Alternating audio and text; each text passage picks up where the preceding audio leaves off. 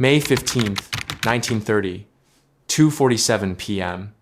Catherine Maroney stands at her apartment window above the grocery store on Wentworth Avenue. Her hands rest on her swollen belly, 7 months pregnant. She's watching the corner, waiting.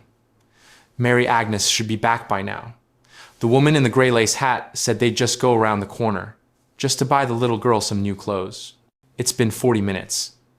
Catherine's neighbor, Mrs. Kowalski, notices her at the window. Still not back? Catherine shakes her head. Her throat is tight. Something is wrong. A mother knows. By 4 p.m., she's running down Wentworth Avenue, checking every shop. The grocer downstairs hasn't seen them. The butcher shakes his head. The woman at the dry goods store says no one matching that description came in. By 6 p.m., Michael Maroney is at the police station, his voice cracking as he describes his 2-year-old daughter. Brown curls, blue eyes, a small scar on her cheek from surgery when she was an infant. She was wearing a blue dress with white buttons. By midnight, Catherine understands what's happened. Her daughter is gone, and the woman who took her, Julia Otis, doesn't exist. This is the moment the Maroney family enters a nightmare that will last 92 years. A nightmare that will outlive both parents. A nightmare that will haunt 7 siblings who never met their sister. A nightmare that will only end when a granddaughter in Florida takes a DNA test and discovers her entire life is built on a lie. If you're fascinated by cold cases that took nearly a century to solve, hit that subscribe button now.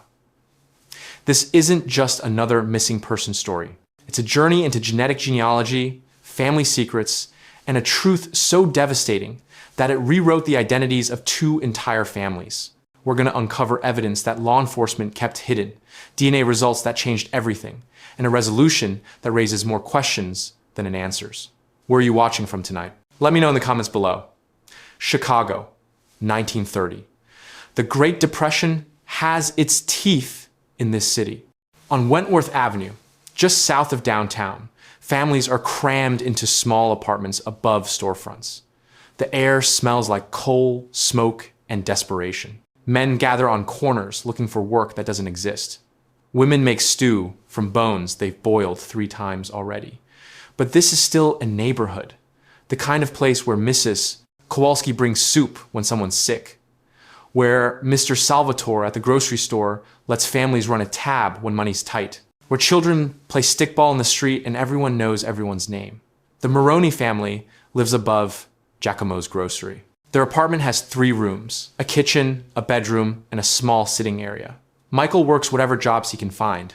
Day labor, unloading trucks, nothing steady. Catherine takes in sewing when she can, though it's hard with 2-year-old Mary Agnes and 11-month-old Anastasia, needing constant attention. They're good people in a hard time. The kind of people who'd never suspect that kindness could be a weapon, that a woman bringing fruit and vegetables could be studying their apartment, learning their routines, calculating. They're about to learn that predators don't always look like monsters. Sometimes they look like a well-dressed woman in a gray lace hat, offering help to a struggling family. I would like you to kindly comment the exact time you're watching this. I need to see how many people are uncovering this at past midnight when the details get even more disturbing. Then drop your location below. And if you've ever stepped foot in Chicago, or if you're there right now, I need you to comment, "I know this place." The reason why will become clear in the next few minutes. And it's going to make you look at Chicago and every stranger who's ever offered to help completely differently. Mary Agnes Maroney is 2 years old when her life changes, forever. She has her father's dark curls and her mother's blue eyes. There's a small scar on her left cheek, barely visible now, from surgery she had as an infant to repair a herniated navel. Catherine kisses that scar every night before bed. Mary Agnes is just starting to string sentences together. Her favorite phrase is, "me do it," which she says when trying to button her own dress or pour water from the pitcher. She's fiercely independent for a toddler. She doesn't like anyone feeding her. She insists on walking, not being carried, even though her legs are so short it takes twice as long to get anywhere. She has a rag doll that Catherine made from flour sacks, stitched with thread from an old dress. Mary Agnes named it Baby. She carries baby everywhere, tucked under one arm. When baby's arm started coming loose last week, Mary Agnes cried like her heart was breaking until Catherine stitched it back on. In the evenings, Michael plays harmonica badly, and Mary Agnes dances in circles until she's dizzy. She collapses on the floor, laughing. Anastasia, still too young to walk, watches her big sister with wide eyes, gurgling. Catherine is 7 months pregnant with their third child. Michael published a letter in the local newspaper 2 weeks ago, describing their situation, asking for work. It was a desperate move, a humiliating move. But they needed help. The letter brought some kindness. Edgar Gilpin came by with a suit and shoes for Michael. A few others dropped off canned goods. And then Julia Otis appeared. Mary Agnes doesn't know that when the woman in the gray lace hat reaches for her hand on May 15th, everything she knows is about to disappear. Her mother, her father, her baby sister. Her rag doll baby. Her name. She has no idea. She's just met the person who will steal not just her childhood, but her identity. Who will erase Mary Agnes Maroney from existence. Who will create someone new in her place. She has no idea that 92 years from now, her story will finally be told. May 14th, 1930. One day before, Julia Otis climbs the stairs to the Maroney apartment for the first time. Her shoes are expensive, real leather, not the cardboard sold knockoffs most people wear now. Her gray suit is tailored. Everything about her screams respectability, success, trustworthiness. She tells Catherine that a social worker sent her, that she read about the family in the newspaper and wants to help. She's carrying a basket of fruit and vegetables, oranges, apples, carrots, onions, luxury items, things the Maroneys haven't tasted in months. Catherine invites her in. The woman's eyes move constantly, taking in everything. The layout of the apartment, the location of the windows, the number of rooms. She asks questions. How old are the children? Where does Michael work?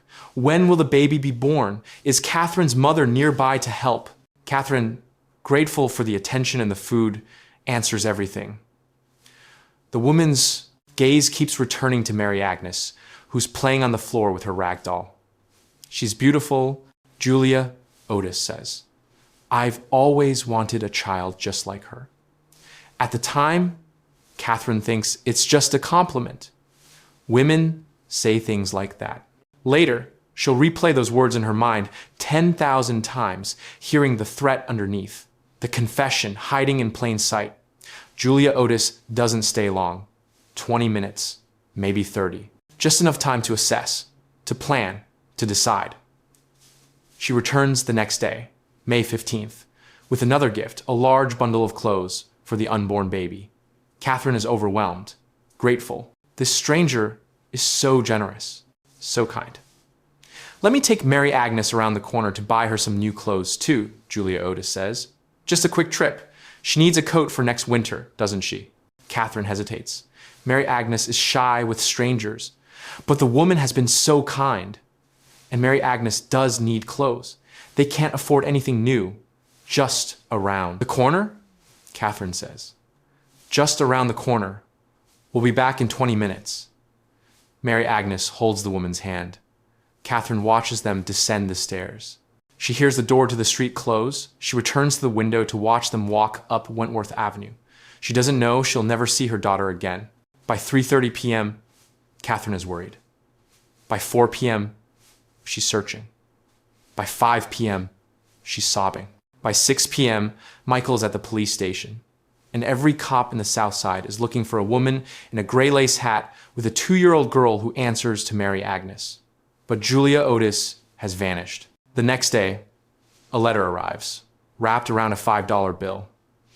Catherine's hands shake as she unfolds it. The letter is friendly, reassuring, disturbing. Julia Otis writes that she's taking Mary Agnes to California, that the little girl is being well cared for, that she's hired a special nurse, that the family shouldn't worry, she'll return Mary Agnes in a few months, once Catherine has recovered from childbirth and adjusted to the new baby. I'm going to help your family get back on your feet, she writes. Please, trust me, Mary Agnes is happy and healthy. Catherine reads it 3 times. Each time, the horror deepens. This woman planned this. She's not going to bring Mary Agnes back. She's taken her daughter, and there's nothing Catherine can do. Another letter arrives the following day. This one signed Alice Henderson, claiming to be Julia Otis's cousin.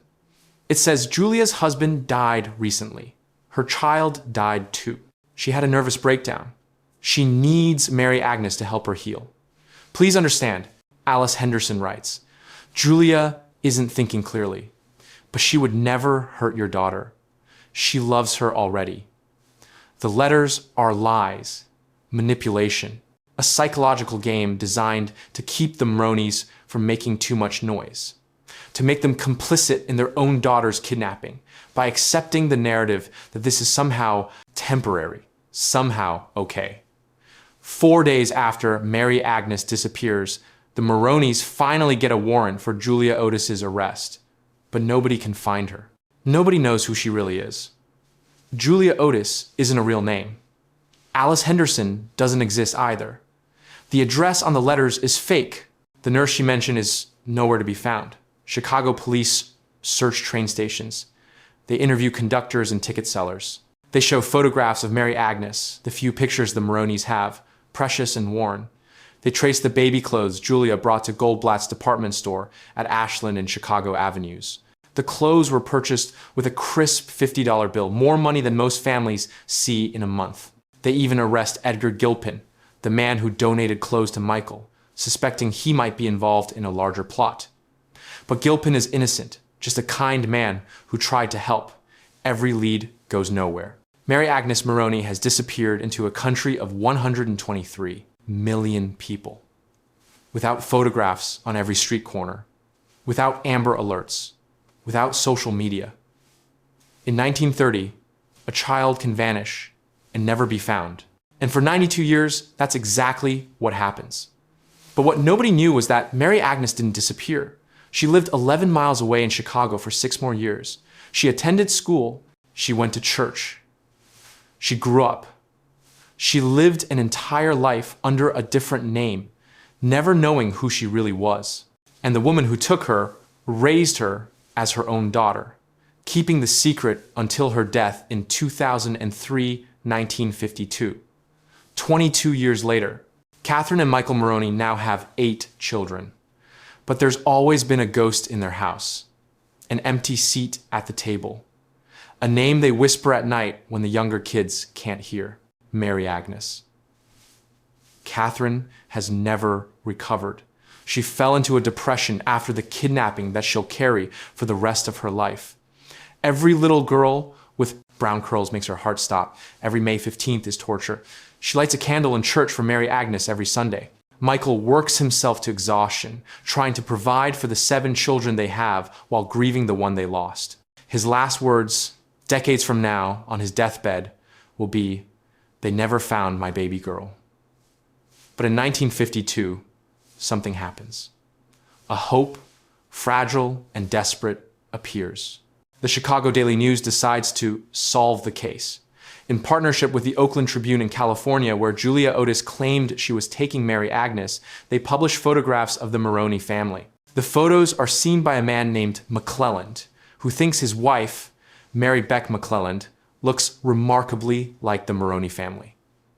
Mary McClelland is 24 years old. She was adopted in 1930, the same year Mary Agnes was kidnapped. She lives in California, where Julia Otis claims she was going. The coincidences are staggering. The newspaper arranges tests. Remember, this is 1952. DNA testing doesn't exist. Instead, they use dental casts and anthropological measurements. An anthropologist examines Mary McClelland's teeth and compares them to dental casts from Maroney family members. He declares that genetic factors in teeth prove Mary McClelland is Mary Agnes Maroney.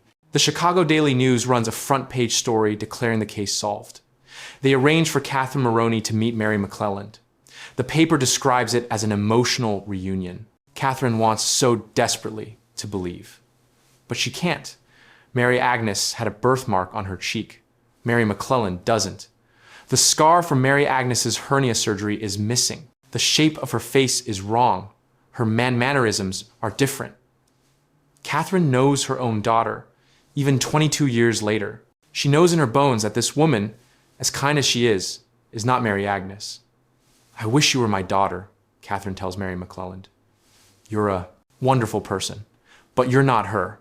The newspaper, embarrassed, quietly drops the story. But something beautiful comes from this. Mary McClelland becomes a family friend. She stays in contact with the Maroneys, attending family gatherings, sending Christmas cards. She never stops wondering if maybe, somehow, she could have been Mary Agnes.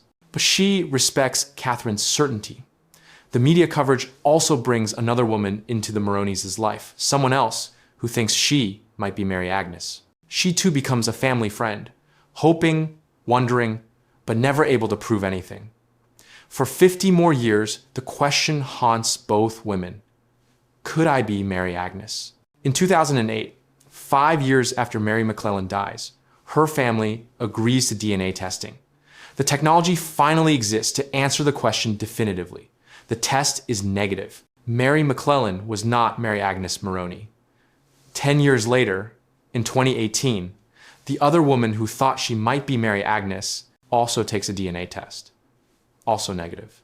Catherine Maroney died in 1962 at age 49, destroyed by depression and grief. Michael died at 58. Before they died, they made their surviving children promise to never stop looking for their sister, to never give up, to bring Mary Agnes home. But how do you find someone who disappeared in 1930? How do you find someone who might not even know they're missing? How do you find someone who might be using a different name, living a different life, completely unaware that a family in Chicago has been searching for them for decades? In 2020, with the 90th anniversary of Mary Agnes's kidnapping approaching, the answer arrives in the form of a detective with a computer and a DNA database. What happened next would prove everyone wrong. It would reveal that Mary Agnes Maroney lived an entire life, had children, grandchildren, a career, a home, memories, dreams, without ever knowing her real name.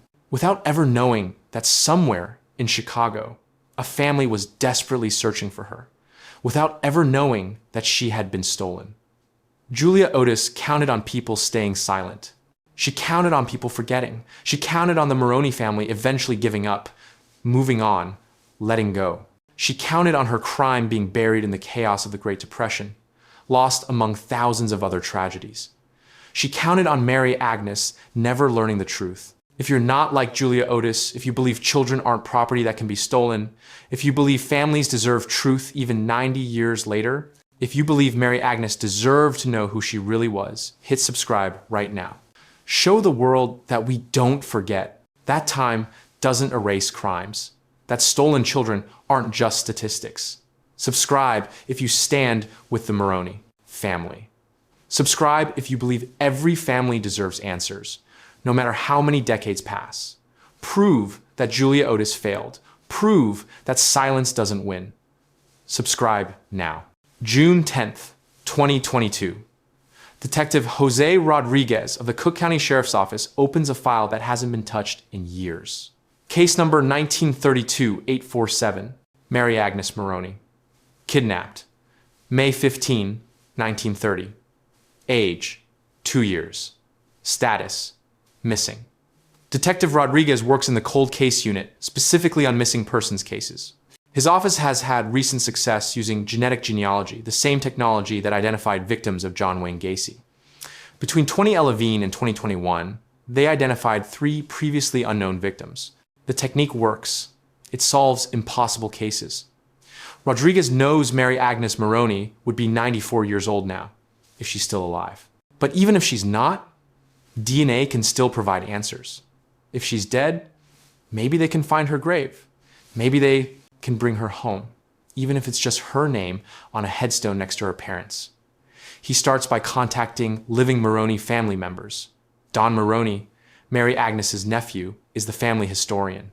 He's kept the story alive. He's researched. He's followed leads. He's never stopped looking for his aunt. When Rodriguez calls, Don nearly cries.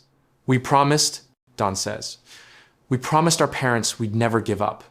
Dawn tells Rodriguez that several family members have already submitted DNA to commercial genealogy sites 2, 3, and meancestry.com. They'd hoped to find Mary Agnes on their own. So far, nothing. Rodriguez asked them all to upload their DNA profiles to GeneMatch, a database that law enforcement can access. Within weeks, he has DNA from multiple Maroney descendants. Then, he searches for matches. The system works by identifying shared DNA segments. If Mary Agnes had children, those children would share DNA with the Maroney family. If she had grandchildren, they'd show up as second or third cousins. Rodriguez runs the search. Thousands of profiles appear. He filters them, narrows them down, looks for patterns, and then he sees it. Multiple Maroney descendants are matching with someone they don't recognize. A woman named Lori Hart. She shows up as a second or third cousin. That means she shares a great-grandparent with the Maroney family. Rodriguez contacts Lori Hart. "Do you know anyone named Maroney?" he asks. "No," she says. "I've never heard that name." "Do you have any relatives from Chicago?" Lori thinks. "My Aunt Terry lives in Florida. Her mother was from Chicago." Rodriguez feels electricity run through him. What was her mother's name? Jeanette Burchard. She passed away in 2003. Where in Chicago was she from? "I'm not sure, but I can give you my Aunt Terry's number." Rodriguez calls Terry Arnold that same day. Terry is cautious. She doesn't understand why a detective from Chicago is asking about her mother. Jeanette Burchard was a nurse, a devoted mother, an opera lover, a Miami Dolphins fan. She died 19 years ago at age 75. What could this possibly be about? "Your mother was born in Chicago?" Rodriguez asks. "Yes. On April 14th, 1928. Do you know anything about her early childhood?" "Not much. Her father died when she was 2 months old. Her mother raised her. They moved to Virginia when she was 6, then to Florida during World War II. "What was her mother's name?" "I'm not sure. I'd have to check." Rodriguez is quiet for a moment. Then he says, "I think your mother might have been kidnapped in 1930. Terry laughs. "It's absurd. Impossible. Her grandmother would never kidnap a child. Her mother lived a normal life. There must be a mistake." "I'm positive this is wrong," Terry says, "but I'll take a DNA test to prove it." She expects the results to clear everything up, to show that this detective has made a terrible error, that her mother's family is exactly who they've always been. The DNA results arrive 3 weeks later. Terry opens the email. Her hand starts shaking. The test shows no Polish ancestry. Her mother's family was supposed to be Polish. Instead, she has significant Irish heritage. Like the Maroneys, the test identifies Mary Agnes's nieces and nephews, Don Maroney and his siblings, as Terry's first cousins. First cousins. That means Jeanette Burchard was their aunt. That means Jeanette Burchard was Mary Agnes Maroney. Terry sits in her kitchen in Florida, staring at her computer screen, and realizes her entire understanding of her family is a lie. Her grandmother wasn't her biological grandmother. Her mother was stolen from another family. Her mother lived 94 years, 73 of them after the kidnapping, never knowing who she really was. Everything she thought she knew is wrong. What happened next would force Terry to confront an impossible question. If the woman who raised her mother, kidnapped her, who was she? What did her mother's childhood really look like? And how does Terry reconcile loving the grandmother she knew with knowing what that grandmother did? Jeanette Damon, the name Mary Agnes lived under, spent her childhood in Chicago, just 11 miles from her biological family. She was told her birthday was April 14th, 1928. That would make her 2 years old in May 1930 when Mary Agnes was kidnapped. The age matches perfectly. She was told her father died when she was 2 months old, that she was raised by her mother, that her mother loved her deeply, provided everything she needed, gave her a good life, and by all accounts, that's true. Jeanette never went hungry during the Great Depression while families like the Maroneys were starving. She received a Catholic education, just like the Maroneys would have provided. She had nice clothes, she had opportunities. She was raised with love. In 1934, when Jeanette was 6, her family moved to Virginia, then to Florida during World War II. Jeanette grew up in the sunshine, far from Chicago, far from the Maroneys, who were still searching, still grieving, still hoping. She married Edgar Jennings in the 1940s and had 3 children.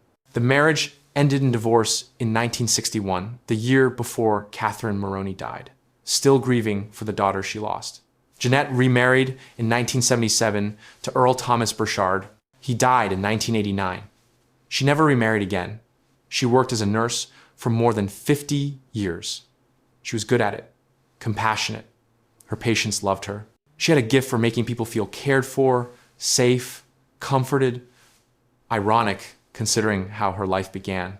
She loved opera, particularly Madame Butterfly, an opera about a woman who's abandoned and betrayed, who loses her child. Did Jeanette ever wonder, watching that opera, if there was a connection to her own story? She was a devoted Miami Dolphins fan from the team's founding in 1966. She watched every game, cheered every victory, found joy in that simple loyalty. She was a wonderful mother, attentive, loving, present. Her children remember feeling cherished. Terry, her daughter, says Jeanette was always there for scraped knees, bad days at school, celebrations, heartbreaks. She was the kind of mother every child deserves. She was an even better grandmother, patient with toddler questions, excited to play games, ready to babysit at a moment's notice. She showed up. She cared. She loved deeply. She loved her pets so much that when they died, she had them cremated. Their ashes were buried with her when she died in 2003. By every measure, Jeanette Burchard lived a good life, a full life, a meaningful life. She just lived it under the wrong name. There's only one incident in Jeanette's entire life that suggests she might have suspected something was wrong. One crack in the facade. At some point, Terry isn't sure exactly when Jeanette's stepfather made a comment implying that Jeanette wasn't her mother's biological child. He didn't elaborate, didn't provide details, just dropped a hint and moved on. Jeanette was disturbed enough to contact cousins in Chicago, asking if they knew anything. They didn't. They told her not to worry about it. Families have rumors and gossip. It didn't mean anything. So Jeanette let it go. She trusted the family she knew. She had no reason to suspect that her entire identity was built on a crime. She died in 2003 at age 75, apparently never learning the truth.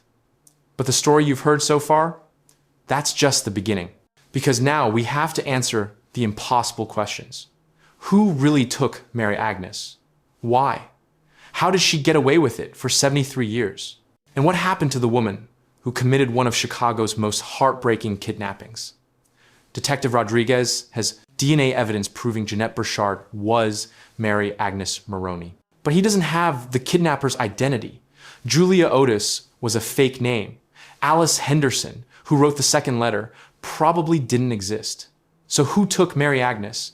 And who raised her as Jeanette? Rodriguez starts digging into Jeanette's official records. Birth certificate, school enrollment, marriage licenses, death certificate. Here's what he finds. Jeanette's birth certificate lists her birthday as April 14, 1928. That's 2 years before the kidnapping. Mary Agnes was born March 10, 1928. The dates are close, but not exact. Someone either faked a birth certificate or altered Mary Agnes's age to match existing documents. The birth certificate lists parents, but Rodriguez can't verify their identities. The names don't appear in other Chicago records from that time period. They might be fake. Jeanette's mother remarried at some point, and the family moved to Virginia in 1934. By then, Mary Agnes had been missing for 4 years. The case was cold. Chicago police had moved on to other investigations. The Maroneys were still grieving, but the active search had ended. Moving to Virginia was smart. It put distance between the kidnapper and Chicago. It made it nearly impossible for anyone to accidentally recognize Mary Agnes. In Virginia, she was just another little girl. Nobody knew her story. Rodriguez interviews Terry Arnold multiple times, asking about her grandmother, the woman who raised Jeanette. Terry knows very little. Her grandmother died before she was born. The family didn't talk about her much. There are no photographs, no letters, no documentation. It's as if the woman who kidnapped Mary Agnes deliberately erased herself from history, left no trail, no evidence, no way to identify her. Rodriguez searches for the woman whose name appears on Jeanette's birth certificate and early school records. He finds nothing. The name might be fake. Or the woman might have changed her identity multiple times. He looks for the $50 bill used to purchase baby clothes at Goldblatt's in 1930.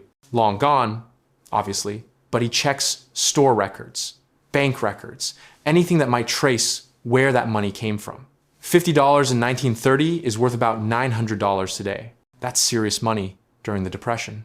Where did a kidnapper get that kind of cash? No answers. He examines the letters Julia, Otis, and Alice Henderson sent to the Maroneys. The handwriting was analyzed in 1930, but the technology was primitive. Rodriguez has the letters re-examined with modern forensic techniques. The handwriting in both letters matches. Julia Otis and Alice Henderson were the same person. The kidnapper wrote both letters, creating a fictional cousin to provide additional credibility to her story. The letters reveal psychological manipulation. They're designed to make the Maroneys feel guilty for wanting their daughter back. They frame the kidnapping as somehow beneficial to everyone. Mary Agnes gets a better life.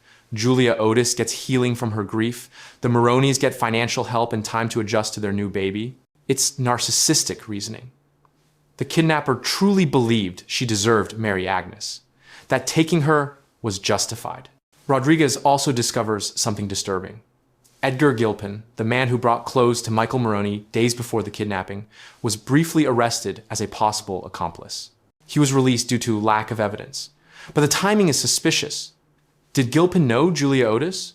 Was he scouting the family for her? Or was it pure coincidence? Rodriguez can't answer these questions. Gilpin is long dead. No records connect him to the kidnapper. Here's what detectives realize. This wasn't an impulsive crime. Julia Otis planned it carefully. Read Michael's letter in the newspaper. Visited the family twice to build trust. Brought 10 due, expensive gifts to establish herself as wealthy and generous. Studied the apartment layout and family routine. Chose a time when Catherine was pregnant and vulnerable. Created a fake identity that couldn't be traced. Prepared letters in advance to delay the police response. Had the resources to leave Chicago immediately. Had a completely new life ready for Mary Agnes in another city. This was sophisticated, organized, calculated. The kidnapper wasn't a desperate woman who made a terrible mistake in a moment of grief. She was a predator who identified a vulnerable family, studied them, and executed a plan to steal their child. And she got away with it for 73 years. But here's the evidence that makes this case even more disturbing. Mary Agnes lived in Chicago for 6 more years after the kidnapping. She was 11 miles from her biological family. Did the Maroneys ever see her? Did they pass her on the street? Did Catherine ever look at a little girl in church and think, she looks like Mary Agnes would look now, never knowing she was staring at her own daughter? What they didn't tell you was that the kidnapper kept Mary Agnes in Chicago deliberately. She didn't immediately flee to California as the letters claimed. She stayed. Why? Because running would have drawn suspicion. Staying made her look innocent. Just another mother with a young daughter. Nothing unusual, nothing to investigate. It's a level of audacity that's genuinely chilling. Look at what Julia Otis did.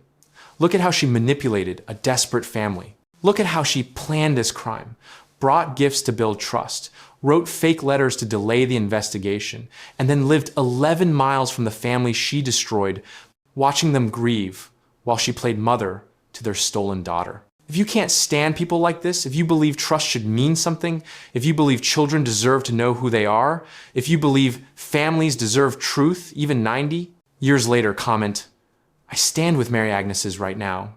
Let Julia Otis know, wherever she is, that her victims are not forgotten. Only people like Julia Otis, manipulators, predators, those who build their happiness on someone else's grief, will scroll past this.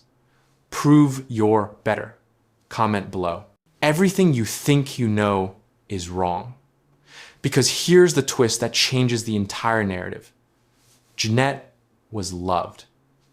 Not just adequately cared for, not just provided for, loved deeply, genuinely. The woman who kidnapped her raised her well, gave her opportunities, protected her, sent her to good schools, made sure she never went hungry. Even during the Depression, when biological families were starving, Jeanette never knew she was kidnapped. She thought her mother was her mother. And by all accounts, that woman loved her. Terry Arnold is dealing with an impossible emotional reality. The grandmother she never met committed a horrific crime, but that same grandmother gave Terry's mother a good life. How do you reconcile those facts? I'm angry. Terry admits to Detective Rodriguez, I'm angry at what she did to the Maroney family, but I can't be angry that my mother had a good childhood. Does that make sense? It does, and it doesn't. Because this case defies simple moral categorization. The Maroney family suffered unimaginable grief for 92 years. Catherine died in depression. Michael died whispering about his lost baby girl. 7 siblings grew up with a ghost at the table. Nieces and nephews spent decades searching for an aunt they never met. That's the legacy of the kidnapping. But Mary Agnes Jeanette lived a full life. She had 3 children who loved her, grandchildren who treasure their memories of her, a career that helped people, friends, joy, opera, Miami Dolphins victories, pets she adored, love. If the kidnapping had never happened, Mary Agnes would have grown up poor in Depression-era Chicago. The Maroneys struggled. They had 8 children and not enough food. Mary Agnes might have gone hungry, might not have gotten an education, might have lived a much harder life. But she would have known who she was. She would have known her siblings. She would have had her real name, her real identity, her real family. Which matters more, quality of life or truth, love or biology? The family you're raised by or the family you're born to? There's no good answer. And that's what makes this case so devastating. Terry Arnold speaks to the Maroney family regularly now. They're getting to know each other. She sent them photographs of Jeanette at different ages. The Maroneys see Catherine's eyes, Michael's curls, their sister's face staring back at them from decades of photographs. Don Maroney tells Terry that he's not angry at her or her mother. We just wanted to know she was okay, he says. And she was. She lived a good life. That's what we hoped for. But other Maroney relatives are less forgiving. Some are furious that the kidnapper gave Mary Agnes a better life, as if poverty justifies child theft. Some feel the kidnapper should be vilified, not complicated by nuance. And that's the second win for this story, the moral complexity. Because there's no satisfying resolution here, no clean ending, just layers of grief, love, loss, and impossible questions. The woman who kidnapped Mary Agnes is long dead, probably in the 1960s or 1970s, based on when her husband remarried. She'll never face justice. She'll never explain herself. She took her reasons, her justifications, her truth to the grave. All we have are the consequences of her crime. 2 families forever changed. 1 woman who lived her entire life as someone else, and DNA evidence that revealed a secret kept for 92 years. There's no arrest in this case, no trial, no dramatic courtroom testimony. The perpetrator died decades ago, identity still unknown. But there is a confrontation of a different kind, the confrontation with truth. In February 2023, the Cook County Sheriff's Office officially closes Mary Agnes Maroney's case. They announce that she's been identified as Jeanette Burchard through genetic genealogy. They declare the investigation complete. But there's a problem. To officially remove a case from the National Missing and Unidentified Persons System, NAMUS, investigators need direct DNA comparison between the missing person and a parent. Indirect DNA comparing descendants isn't enough for the legal standard, even though it's scientifically conclusive. That means they'd need to exhume both Jeanette Burchard and Catherine Maroney to take direct DNA samples and compare them. Terry Arnold refuses permission to exhume her mother. She's been through enough, Terry says. She lived her entire life not knowing the truth. She deserves peace now. The Maroney family understands, but some members want definitive proof. They want Mary Agnes's remains to be buried with their parents. They want her name on the headstone. They want to bring her home. Terry holds firm. My mother is already home. She's where she wanted to be. This creates a legal stalemate. The DNA evidence is overwhelming. Multiple genealogists have verified it. Multiple family members confirm the matches. The paper trail supports it. But legally, without direct comparison, Mary Agnes's case remains technically open. So NamUs lists it as unresolved for months. It sits there, the oldest Illinois case in the database, marked as cold, but essentially solved. Detective Rodriguez works with the Maroney family to advocate for acceptance of the genetic genealogy evidence without exhumation. He argues that the scientific certainty is sufficient, that two families shouldn't be forced to disturb their dead to satisfy a legal technicality. Eventually, officials agree. The case is closed based on the indirect DNA evidence and the Maroney family's acceptance of the conclusion. Months after the announcement, Mary Agnes Maroney is finally removed from NamUs. She's found. After 92 years, she's found. The confrontation isn't in a courtroom. It's in dozens of phone calls between Terry Arnold and the Maroney family. It's in the photographs Terry sends Jeanette as a child, as a young woman, as a mother, as a grandmother. It's in Don Maroney's tears when he sees his aunt's face for the first time. It's in the recognition that they're family now, connected by blood and by the crime that tore them apart. It's in Terry working through her anger at a grandmother she never knew, wrestling with loving someone who did something unforgivable, trying to honor her mother's memory while acknowledging the truth of her mother's origins. It's in the Maroney family finally understanding that their sister lived well, that she was loved, that she didn't suffer, that she had children and grandchildren who treasure her memory, that even though she was stolen, she wasn't destroyed. That's the confrontation. Not with a villain, but with a truth so complicated it offers no satisfaction. Only layers, only questions, only the cold comfort that Mary Agnes Maroney, Jeanette Burchard, lived a full life, even if it was under the wrong name. There's no verdict in a traditional sense, no jury deliberation, no sentencing, but there is a resolution, and it's both heartbreaking and beautiful. In 2023, the Maroney family meets Terry Arnold. They gather in Chicago, in the same neighborhood where Mary Agnes was taken 92 years ago. The buildings look different now. The grocery store where the Maroneys lived is gone, but the street is the same. Wentworth Avenue, the place where Catherine watched from the window as her daughter walked away forever. Terry brings photographs, albums full of Jeanette's life. The Maroneys pass them around, studying every detail. There's Jeanette at age 6, about 4 years after the kidnapping, wearing a white dress, smiling at the camera. She has Catherine's eyes, Michael's curls. There's Jeanette as a young woman, maybe 20, in a nursing uniform, her first job. She looks confident, happy. There's Jeanette on her wedding day, twice, 2 marriages, 2 chapters of her life. There's Jeanette holding her first grandchild, Terry's daughter. The expression on her face is pure love.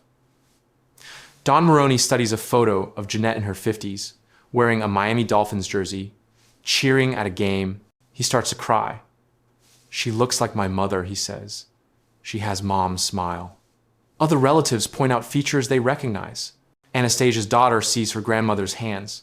Another nephew notices the way Jeanette tilted her head in photographs the same way his father did. Genetics showing through despite 90 years of separation. Terry tells them about Jeanette's life.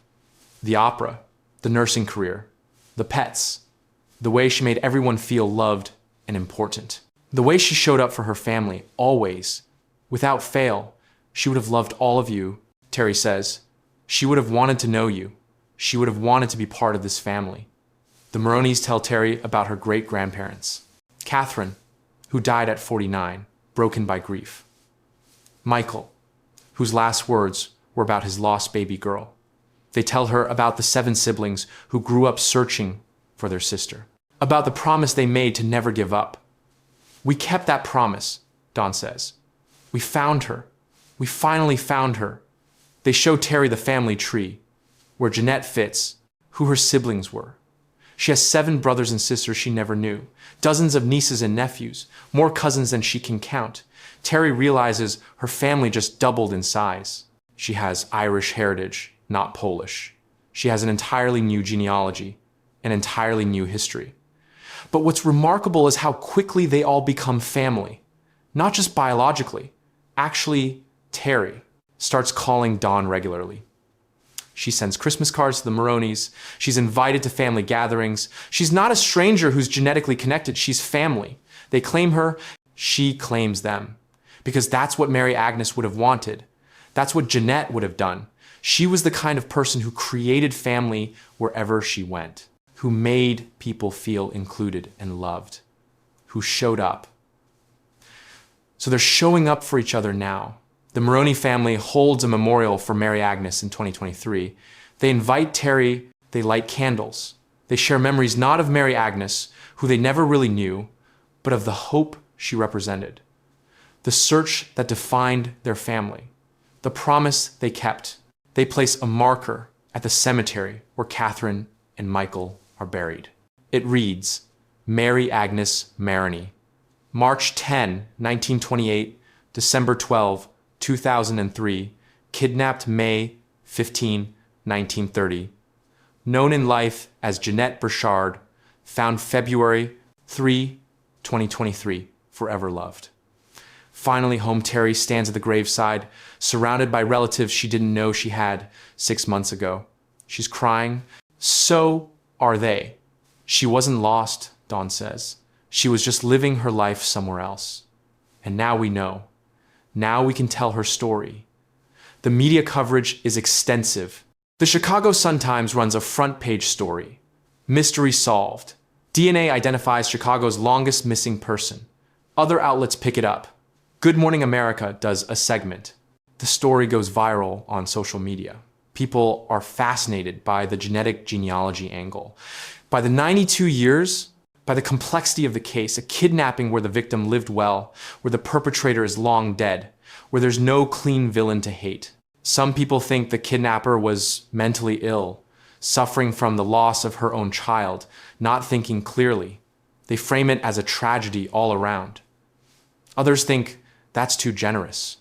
That anyone who could plan a kidnapping that carefully, who could manipulate a desperate family, who could write fake letters and create false identities, was calculating and cruel.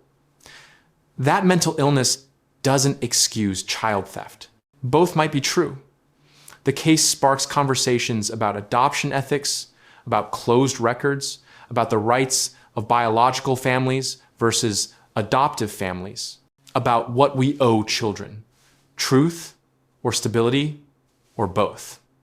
But for Terry Arnold and the Maroney family, it's simpler than that. They're just glad to know. After 92 years of questions, they have answers. Not all the answers, not the answers they wish they had, but enough. Mary Agnes Maroney lived. She had a good life. She was loved.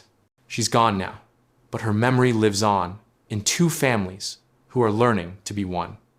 But here's what we still don't know. Who really kidnapped Mary Agnes? Julia Otis was a fake name. The woman on Jeanette's birth certificate might be fake too. Detective Rodriguez searched for records, for photographs, for anything that might identify the kidnapper.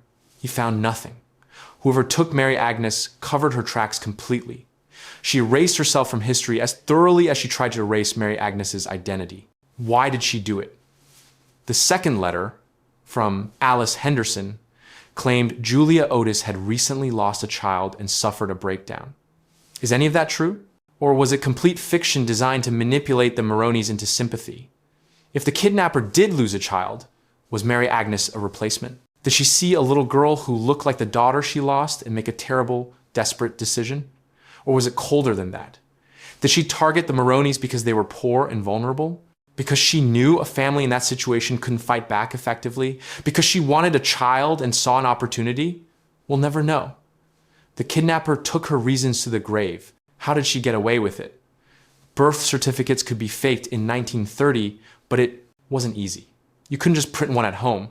You had to go through official channels, bribe someone, or forge documents, convincingly enough to pass inspection. The kidnapper had resources: the $50 bill, the ability to maintain a household, the means to move from Chicago to Virginia. That suggests money and planning. Who was she? What was her background? Where did her money come from? Detective Rodriguez has theories, but no proof. Maybe she was wealthy. Maybe she had a husband who didn't know the truth about Jeanette. Maybe she worked in an administrative role that gave her access to birth certificates. Maybe she had connections to organized crime, which was rampant in 1930s Chicago. All speculation, no evidence. Was Edgar Gilpin involved? The man who brought clothes to Michael Maroney days before the kidnapping was briefly arrested as a possible accomplice. He was released. But the timing is suspicious. Did Gilpin know the kidnapper? Was he scouting the Maroney apartment for her? Or was it genuinely coincidental that he showed up right before Mary Agnes was taken? We'll never know. Gilpin is long dead. No records connect him to anyone who might be the kidnapper. Did anyone else know? The kidnapper's husband, if she had one, would have known Jeanette wasn't biologically hers. You can't just show up with a 2-year-old and expect no questions. Did other family members suspect? Did neighbors in Virginia wonder where this child came from? Did anyone ever ask questions and get silenced? There's one incident that suggests someone knew something. Jeanette's stepfather once alluded to her not being her mother's biological child, but he didn't explain, didn't elaborate, just dropped a hint and moved on. What did he know? How did he know it? Why didn't he tell anyone? If he's still alive, he's in his late 80s or 90s. Terry doesn't know how to contact him. That potential source of answers is probably lost. Did Jeanette ever suspect? She contacted Chicago cousins after her stepfather's comment, asking if they knew anything about her origins. They didn't. She let it go. But did she wonder? Did she ever look at photographs of her mother and notice they didn't look alike? Did she ever feel like something was wrong, even if she couldn't articulate what? Or did she live her entire 75 years completely unaware, trusting the story she'd been told, never questioning her identity? We can't ask her. She's been gone since 2003. All we have are the memories her children and grandchildren carry, and none of them ever heard her express doubts. What happened to the other women who thought they were Mary Agnes? Mary McClelland, who was almost convinced by the Chicago Daily News in 1952 that she was Mary Agnes, died in 2008. DNA proved she wasn't. The other woman who wondered died more recently. DNA also proved she wasn't Mary Agnes.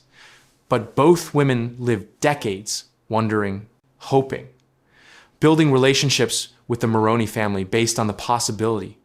How do you process that? How do you spend 20, 30, 40 years thinking you might be someone else, only to learn you're not? Both women became family friends despite the negative DNA tests. But did they feel relieved? Disappointed? Lost?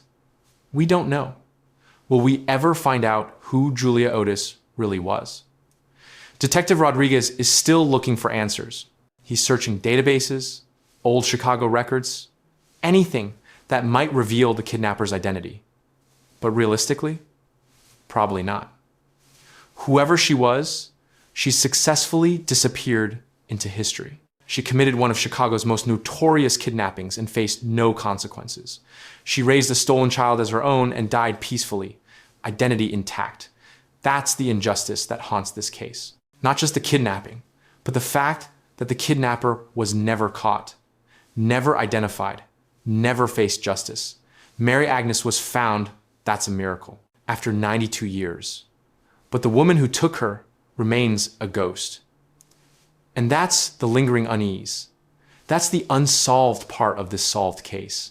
That's the question that will probably never be answered. Who really took Mary Agnes Maroney, and why did she think she had the right? Julia Otis wanted to be forgotten. She wanted her crime erased from memory. She wanted Mary Agnes to become just another Depression-era statistic, one more child lost to hard times and bad luck. She wanted the Maroneys to give up, move on, stop searching. She wanted to win. For 92 years, it looked like she did. But Detective Rodriguez didn't give up. The Maroney family didn't give up. Terry Arnold didn't give up on finding the truth, even when it shattered everything she thought she knew. If you believe Mary Agnes mattered, if you believe families deserve answers no matter how many decades pass, if you believe we must remember so this never happens again, smash that like button, subscribe. People like Julia Otis depend on our silence, our short attention spans, our apathy. They depend on us watching, feeling sad, and moving on by tomorrow. Prove her wrong. Like if you believe every life matters, every stolen child deserves to be found, every family deserves truth, only those who side with kidnappers and liars will refuse. Subscribe if you stand with Mary Agnes. Subscribe if you believe justice doesn't expire. Do it now. This case changed how law enforcement approaches cold cases in Illinois. The successful identification of Mary Agnes Maroney through genetic genealogy proved the technique's value for missing persons cases, not just unidentified remains. The Cook County Sheriff's Office has now applied the same methodology to dozens of other cold cases. It's changing laws too. Several states are now allowing indirect DNA evidence to officially close missing persons cases without requiring exhumation. Mary Agnes's case set a precedent. It's changed. Adoption awareness. The case sparked conversations about closed adoption records, about the ethics of severing biological connections, about children's rights to know their origins. Some adoptees who've always felt like something was off are now taking DNA tests, discovering unexpected families, learning truths that rewrite their identities. Mary Agnes's story gave them permission to ask questions. It's changed true crime coverage. This isn't a case with a satisfying resolution. There's no arrest, no trial, no justice in the traditional sense. But it matters anyway. Sometimes truth is the only resolution we get. The story reminds us that cold cases aren't cold to the families living them. To the Maroneys, Mary Agnes's case was never cold. It was a daily grief, a constant hope, a promise they kept for 3 generations. To Terry Arnold, learning her mother was kidnapped wasn't history. It was personal, present, devastating. She's still processing, still learning, still figuring out how to honor both families, the one that raised her mother and the one that lost her. The case reminds us that people are complicated, that the woman who kidnapped Mary Agnes apparently loved her. That love doesn't justify the crime, but it changes how we understand it. It reminds us that children deserve truth. Jeanette Burchard lived 75 years without knowing who she really was. She died believing a lie. That's its own kind of theft. It reminds us that genetic genealogy is both powerful and dangerous. Powerful because it solves impossible cases. Dangerous because it reveals secrets people kept for good reasons and bad reasons and complicated reasons. Terry Arnold's life changed forever when she took a DNA test. She gained a family. She lost her certainty about her past. She learned her grandmother was a criminal. She learned her mother was a victim who never knew she'd been victimized. Was that knowledge worth it? Terry says yes. The Maroneys say yes. But it's not simple. Nothing about this case is simple. What matters is that Mary Agnes Maroney is no longer missing. Her name is recorded, her story is told, her family knows what happened. Catherine and Michael Maroney died without answers. But their children got to keep their promise. They found their sister. And maybe, somewhere, Catherine and Michael know. Maybe they finally have peace. Mary Agnes Jeanette had a good life. She was loved. She loved others. She left behind children and grandchildren who treasure her memory. She was a good mother, a devoted grandmother, a skilled nurse, a Miami Dolphins fan. She was also a stolen child. Both are true. This case doesn't have a villain you can hate cleanly. It doesn't have a hero's journey. It doesn't have a satisfying ending. It just has truth, finally, after 92 years. And sometimes that's enough. If you're shaken by what DNA can reveal, you need to hear about the case of Paul Fronczak in Chicago. In 1964, a baby was stolen from a hospital. 50 years later, DNA proved that the boy raised as Paul Frunzak wasn't the real Paul at all. The investigation uncovered a child-selling ring, multiple false identities, and families destroyed by decades of lies. That story is even more disturbing than this one. Click the video on your screen right now to hear what happened. And remember, Mary Agnes Maroney, born March 10, 1928, kidnapped May 15, 1930, lived as Jeanette Burchard, died December 12, 2003, found through DNA February 3, 2023, gone but not forgotten.